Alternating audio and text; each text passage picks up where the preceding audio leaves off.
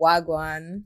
I'm super excited you're here again to returning subscribers. And if this is your first time joining us at the table, you're welcome. Go ahead to hit that subscribe button so you're part of the family. And when you start to love what you're seeing, don't forget to hit that like button. I am Lola and I'm here with my spoon to feed you with some knowledge. Today, we'll be talking about sinking fund. In this video, we'll be addressing what it is, how to get started with it, and why you should actually care about it. What is sinking fund? Sinking fund is that money that you put aside little by little to cover for a planned or expected expense. In my own words, I feel sinking fund is like verified savings. It's just a fancy name for savings, but this time around, intentional saving. Many a times we all save but do not have a reason why we are saving. But with sinking fund, the fashionable name, you have a reason for putting that money aside. Say, for example, you are planning a trip with your girls to the Bahamas. I know that trip has always been on your WhatsApp group, and this is the best time for you to like get it out of the WhatsApp group and to the airport. With a sinking fund, you can do that. You just decide on what the goal is, which is going to the Bahamas with your girls, and also what their goal amount is. It's not really a terrible idea to plan for the trip for 2 years. Sinking fund can come in handy for your car maintenance or car repair. You don't have to wait until your car breaks down before you start getting money to fix it. You can save towards that expected expense because your car will definitely break down. And that's it on the examples of what sinking fund is. Why should you care about sinking fund?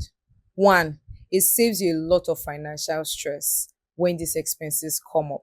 Say, for example, your car breaks down on Third Milan Bridge. At that point, there are two different type of people: those that see the car break down and continue with their lives, and those that see the car break down and break down themselves. Breaking down because your car broke down is because you have not planned for this to happen. I mean, nobody plans or prays that bad things happen to them.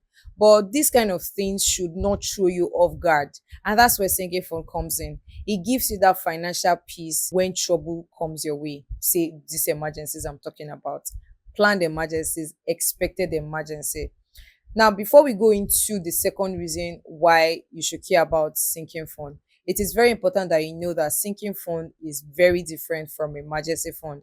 Emergency fund is the money you put aside for things you do not expect, unexpected things like job loss, as I've explained in my previous video, or medical expenses. But sinking fund is money you put aside for planned expenses, like you can literally foresee that this is going to happen, e.g., your friend that is getting married next year. You don't want to wait until it's time for you to pay for the ashrebi before you start saving for it. With sinking fund, you can do that. And when that time comes, you don't have to break the bank.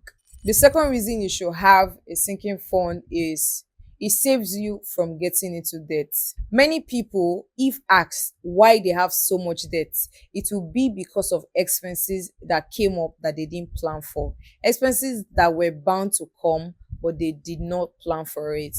With sinking fund, you'll be surprised how much debt you are going to avoid getting yourself into. Remember how I said your girlfriend's birthday is not an emergency? Well, your girlfriend's birthday is definitely a planned expense.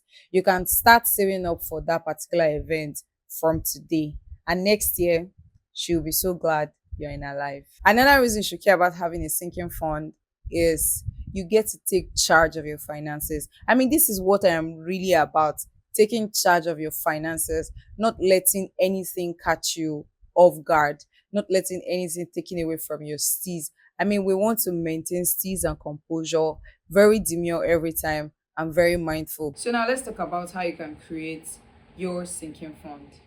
First thing first, identify the expense that you're planning for. Your girlfriend's birthday party, your mom's birthday party, car maintenance, house repair, and the likes.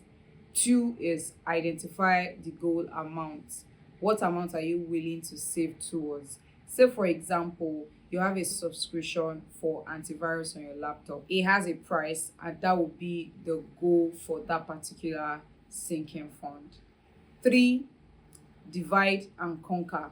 When you have identified the amount, the next thing is to spread this amount across the number of months you have for the expense to come to life. If it is an annual subscription that you paid for in November, your next payment will be next year November. So you have 12 months to plan for it. So dividing and conquer is dividing that $130 by 12 and saving $10 every month until your next payment date. 4, track separately. It is very important that you keep track of everything that you are saving for. Sinking fund, as I said from the very beginning, is glorified savings. It's just a fancy name for your different savings, only that this time it is intentional. You have an intent for the savings. So when you are putting aside this money for the different and many things, you must make sure you are tracking them separately. Although they would all go to the same account, which I advise, I only ask that you track these things right. Have a tracker where you have listed out all of these sinking funds accounts so that you don't mix things up. You don't take out of money for car maintenance to attend to your girlfriend's birthday party. That's going to be. And there you have it. The idea is to knock off those big expenses like a pro, and your secret weapon is your sinking fund. No debt, no dent in your budget, very demure, very mindful. So if this was very helpful for you, I'm sure there is somebody out there that needs to hear this. Do well to share this video with them, and also let me know what you think about what you have learned in the comment section below. Till we meet again, don't forget to like, share, and subscribe. Bye.